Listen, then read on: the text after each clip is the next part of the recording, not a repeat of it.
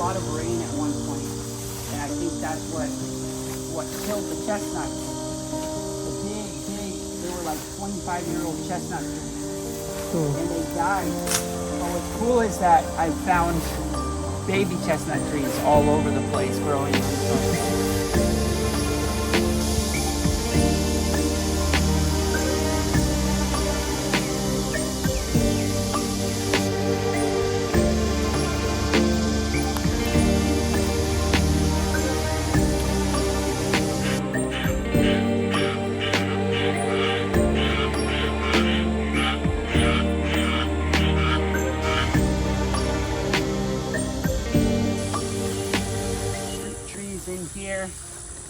And you can see all these other trees that grow on their own or we plant. Like this is mimosa. I don't know if you recognize this one, but it grows everywhere. A lot of people say yeah, pink flowers. Yeah, but this one is it's a really good tree for chop and drop because it catches nitrogen from the atmosphere and brings it down to the roots. And every time you cut one of the branches, it releases nitrogen in the roots. So you should plant it close to your fruit trees. I found out also that it's medicinal. People make tea from the bark or from the flowers, and it has a lot of health benefits. You can see here, this is called Satsuma tangerine. You see it growing a lot here.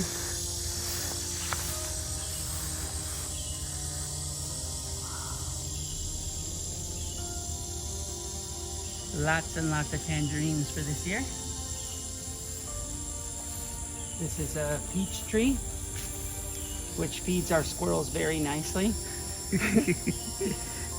Of the chop and drop, you can see I've been chopping down all these different branches, copying that forest system just like how we saw it. If you look closely at these that are growing, you can see that they've all been cut back actually several times before, and then they grow back out, and then they constantly get cut, and they're feeding the trees. Well, that's funny, I hadn't noticed. There's a fig tree here, which I had noticed, which is not doing great. You can see, but it has a few figs on it that look like they're about to ripen actually. This is the one I gotta watch out for. A lot of banana trees growing in there. Some more of this Mexican sunflower. And behind it, oh wow, look at these mushrooms. Look at the size of those.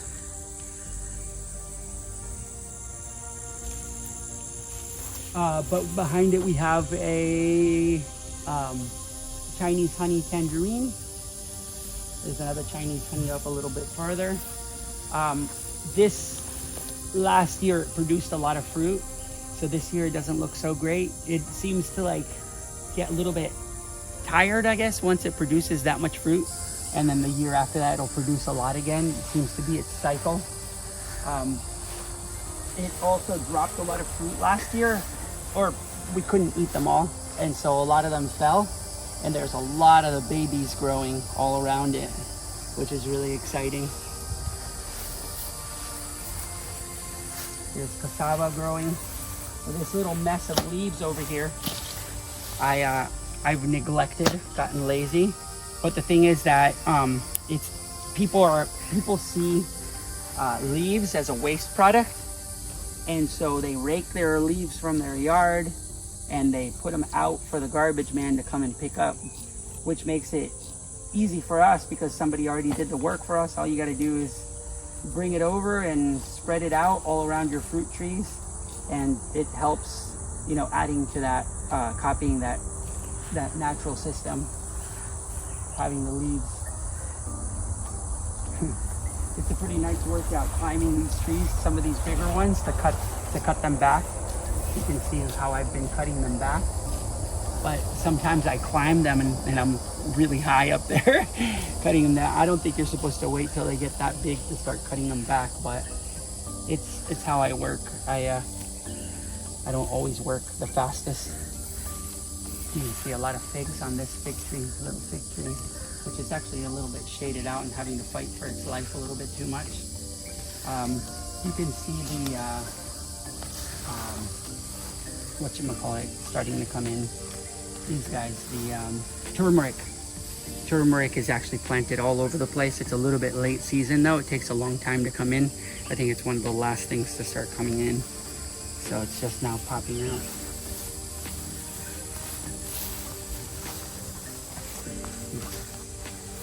Another cool plant that I started growing is milkweed for the monarch butterflies.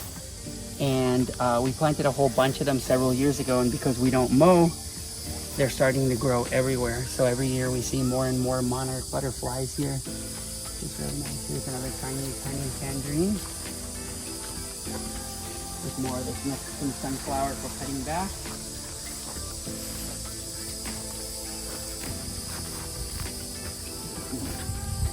Over there, more of the turmeric, some aloe vera, and PawPaws are growing in here too. And if you know PawPaws. Are they doing good here? Yeah, they're doing well, but they haven't produced fruit yet. They've just produced a lot of flowers. Which one? It's this one right here. See, it's growing there. It's a very slow grower. Leaf, yeah. Yeah, there's one here too, you see. A little bit of a slow grower. It's coming in. So much fruit on it. Constantly, this whole last year. Oh my goodness, look at this. Oh my God, I hadn't even noticed this. Figs. Beautiful, huh? Oh wow, there's several of them. I didn't even know. Yeah, these. I hadn't noticed, yeah. I'm gonna have to feed these to the Lord. I got something in my hair. My head is itching. Oh my goodness. I didn't even notice how many of these figs there are. There's so many ripe ones. Look at this. Everywhere I look, I keep seeing new ones.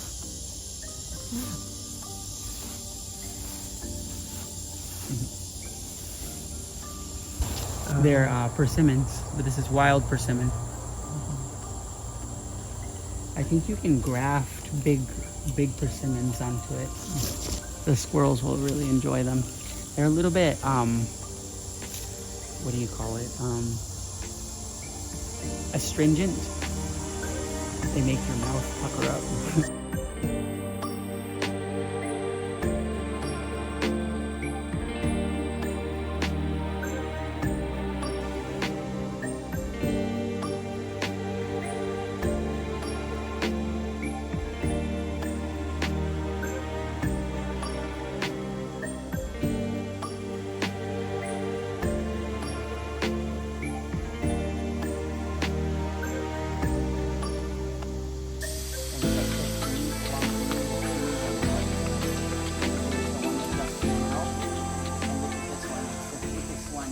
How big it's going to be. All bamboo, the clumping bamboos, they're all once they're established, they'll grow really, really fast.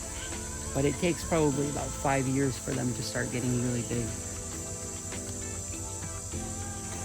One of my favorite fruits.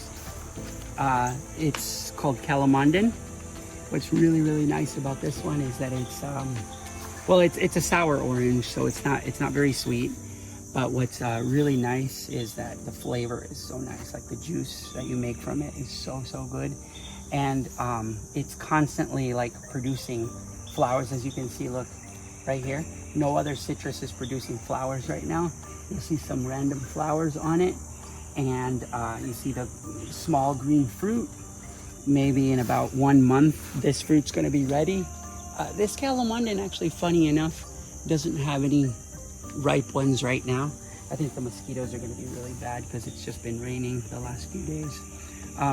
But this other Calamondin tree, which we have more in the sun, it actually produces fruit straight through the year. There is absolutely no other fruit tree that I've ever heard of, or it's amazing, like that's ever produced fruit straight through the year like that. It's it has new fruit right now. It has fruit which we're harvesting, And it also has flowers on the other one. And also what's really cool is that it gets so much fruit on it that some will fall or the birds take some, and they're true to seed. A lot of fruit are not true to seed. And so we have Calamondin trees starting to grow all over the property now.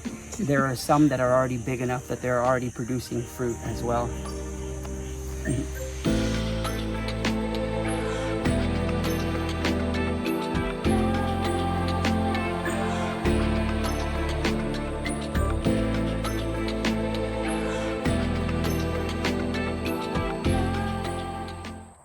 All right, so this ditch that we have over here, it's a swale that we've dug, and it serves two big purposes. My land holds a lot of water. We have a lot of clay underneath our soil here, and so our front yard sometimes floods, and so when it floods, it will go down into this ditch that we have dug on contour here, which goes in close to all of our fruit trees. And so when it floods, then it slowly, the fruit trees make use of it. That's the basic purpose, that it holds water here longer instead of like the water just like seeping away fast. All right, this is the first time getting PawPaws on my tree. I think I've probably had them here for about 10 years. These trees were given to me by Soma Prabhu. PawPaws are basically it's a North American native. They grow all around here in the wild, actually. In different places you'll find them, but most of them don't produce very good fruits. But as you can see that Soma Prabhu got some that obviously make excellent looking fruits. So very excited to see fruit. Is this only those, or you see more? Well, I hadn't thought to look, so we can look for others. But that might, as far as I know, that's definitely all I've seen. Doesn't look like there's any more on this one.